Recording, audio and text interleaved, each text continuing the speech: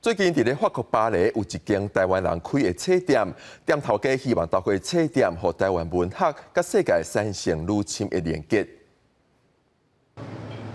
伫咧法国有真侪有名的作家，比如写异乡人的卡缪，也是写悲惨世界的胡歌等等。伫巴黎街路巷啊、圣街拢通看到这款的独立册店。伫咧法国，因为重视出版，所以伫遮册拢有固定的介绍，禁止黑白拍折。也若伫巴黎，今年有一间台湾人开的册店，头家讲希望徛伫咧世界角度，甲台湾文学杀出去。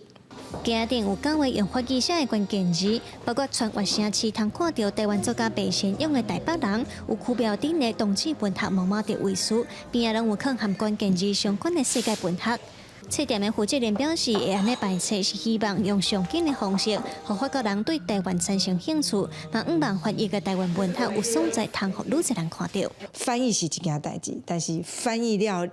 政府开迄个钱，甲翻译出来，但是要放倒位卖，要用啥物方式，互人知影，其实这个是更较重要的问题。这个空间是有互台湾的作品。有一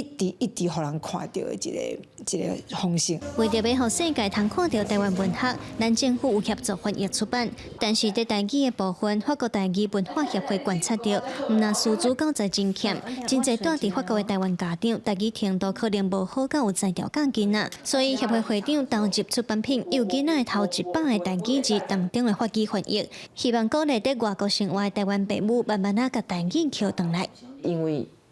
家长无咧使用台语啊，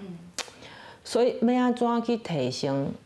海外台湾人对台语的认同？教材部分当然这爱加减望国家是毋是会当倒看成、倒支持啦吼。国内台语家庭计划邓德兴为着要互海外第2代的台湾囡仔有台语伴袂孤单，法国台语文化协会嘛建议侨委会通成立台语学习中心，也是固定办理台语聚会等等，好一个有心要学台语的人伫海外嘛有机会通听通讲。记者卢尚珠、林小凯，法国巴黎报道。